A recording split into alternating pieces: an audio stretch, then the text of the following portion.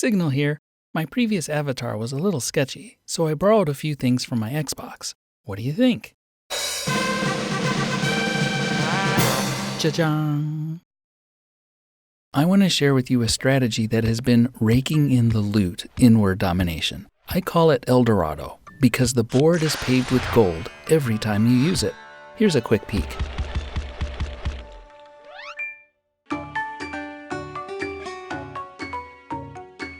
The first time I got beat by a Word Domination champ, I decided to adopt their strategy, and I went undefeated in the gold tournament.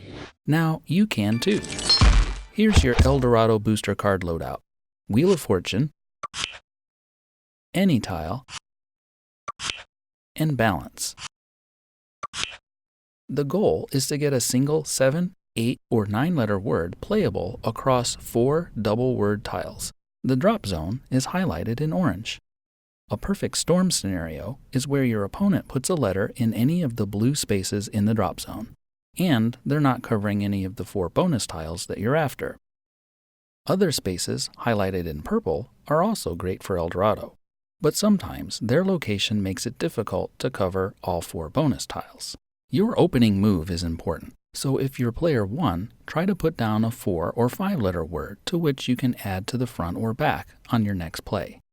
This will give you options in cases where your opponent may try to beat you to El Dorado. It's good to know some words that can have a single letter added to them, particularly to the front, in order to make the big play. Now in this example, I can make prude or crude, so I leave off the front letter for my opening move. Once I have new letters on my rack, it's time to see what words I can make that have the letter P or C in the middle and that are at least 7 letters long.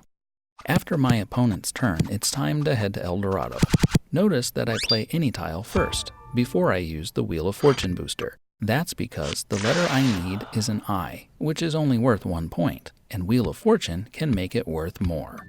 If the letter I needed had a value higher than 3, then I'll play Wheel of Fortune first, then play Any Tile in order to maximize my points.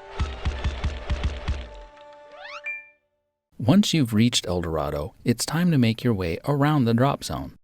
Look to build long words to grab 2 or 3 double word bonuses per turn. My opponent picks up on my strategy and follows suit to lay down all 7 of their letters, but only half as many points. That's because they only grabbed 3 of the 4 double word bonus tiles, despite getting the 50-point bonus for using all of their letters. This is important to remember. If you're trying to set up El Dorado and you can't quite grab all 4 double word bonuses, it may be best to wait it out.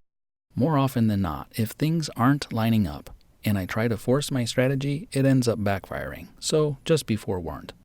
Well, what if you're not player 1? If you're not first to play, then just add a couple of letters to set up El Dorado without being too obvious.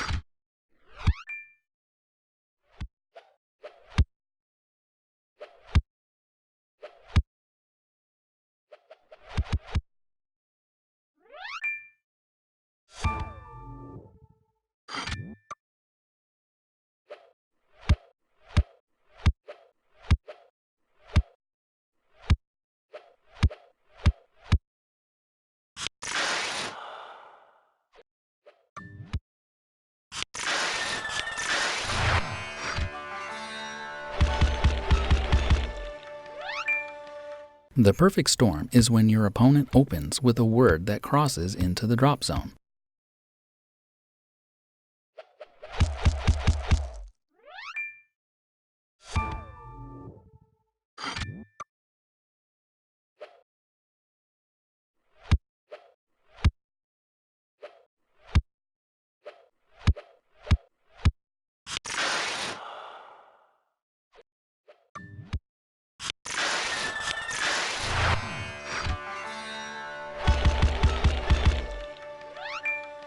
Do you need to use a dictionary app for this strategy? Well, it can be tricky to make a long word without using a dictionary app. Check the link here or in the description below to watch my video that covers some basics.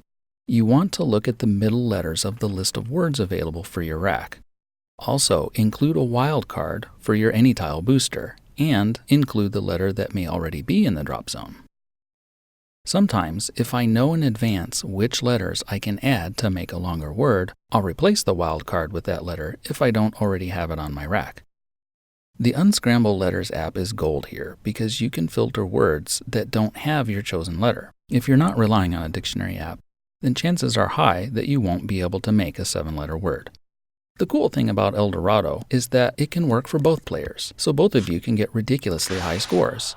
This makes it more fun when the both of you can play off of each other to make some cool words.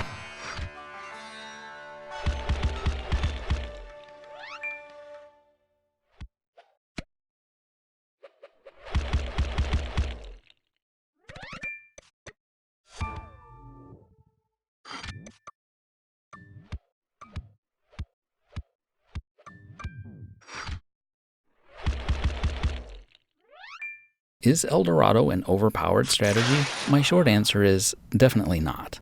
I've been beaten consistently by players using the power hand plus all-in combo or the all-in plus mirror combo that can quickly bridge the point gap used in this strategy. The balance booster card is a double-edged sword, so I don't think that it's completely foolproof. The biggest challenge is preventing your opponent from getting the jump on this strategy, and even worse, when they use your own strategy against you. What's your highest single word played using this strategy? Leave a comment below.